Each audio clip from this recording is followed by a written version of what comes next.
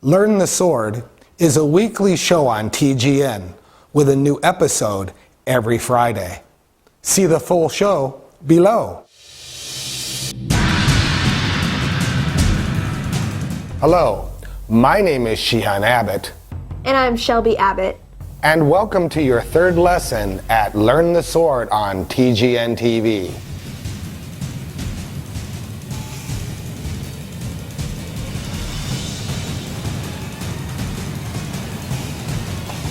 Yep! Yeah!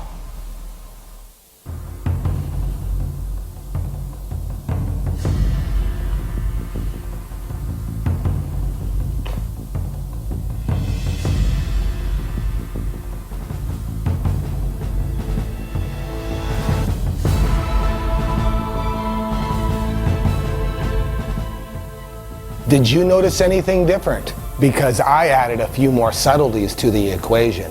One subtlety is drawing the sword. Another subtlety is sheathing the sword.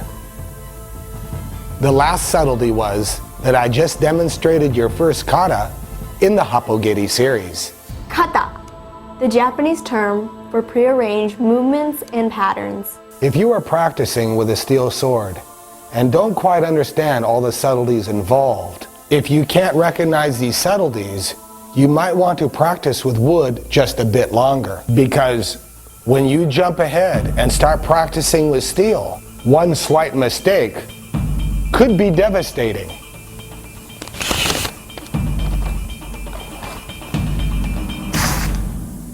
To avoid any of these dangerous problems while learning your basic footprint, let's make sure we stay with a wooden bokuto and go through all the basics with that first. Later, with practice and time, you also will be able to wield a shinken. Shinken, a razor-sharp samurai sword. Now that most of you have a wooden bokken or bokuto, even though the broomsticks are still good and viable, but with a bokuto, you'll have much better feeling and an understanding on how to handle the sword a lot better. With that thought, let's begin. Nukitsuke, drawing a Japanese sword from its sheath. Let's bring drawing the sword into the equation. When we lift the sword up and then come into your triangle, I want your sword to go through your hands until the end, and then keep your left hand at your left side above your left hip, and then complete the draw. The draw can be vertical, the draw can be horizontal, the draw can be to your right, it can be to your left. It can be a Migi Mayokugiri or a Shinchokugiri. The draw can be any direction you choose. Although at this time, to create a stronger foundation, let's follow these simple drawing scenarios.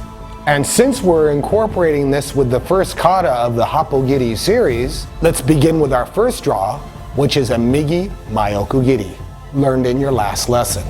Stand in a V stance, chest out, bow, 1 1000, 2 1000, 3 1000, and back up on 4. Your left arm up to your hip, your right arm up to your hip, bring them both forward to create that triangle.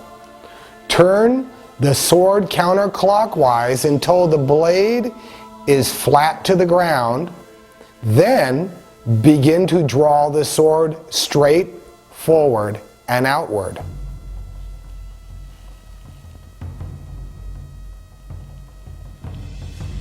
Notto, the act of sheathing the sword. Sheathing a steel sword requires much more concentration and practice. Using a wooden bokuto, though, really makes the equation a lot easier because safety isn't a factor. Here are the basic movements on sheathing a sword. Bring the sword back to the top of your hand. Lift the sword upward and bring it out until the tip falls into your left hand, which is positioned above your hip. Pull the sword backwards, allowing the sword to pass through your fingers on your left hand and bring it back to that triangle. Stand back, and the sword is sheathed. Here's a much closer look.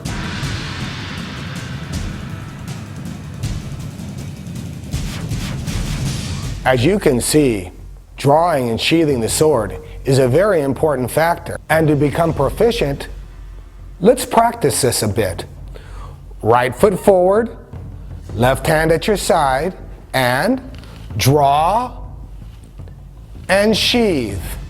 Hand at your side and lift it up, draw and sheathe. And again, draw and sheathe. Now that you're starting to understand the basic footprint of drawing and sheathing, let's go on to chiburi. Chiburi, flinging or wiping the blood off the blade. Chiburi is not really a practical aspect of the sword, but it's ingrained more with the culture, ritual, and ceremony. To the Japanese samurai, chiburi was very important. If there are hundreds of ways to draw the sword and thousands of ways to make a cut, chiburi is also a process that can be done in many ways. Here is one basic chiburi pattern we will practice to create a stronger foundation. We will take our left hand and bring it back at our side, and with the right hand we're going to slowly turn it counterclockwise down to the side and then pull it around the base here, just like this.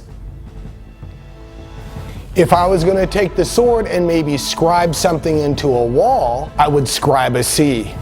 But make it a large C like this.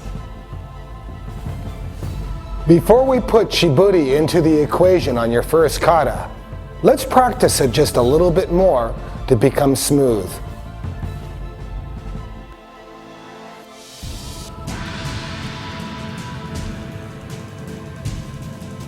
Now let's add chiburi to the equation.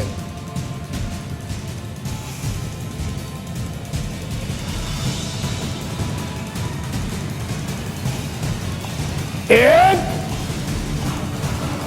ya!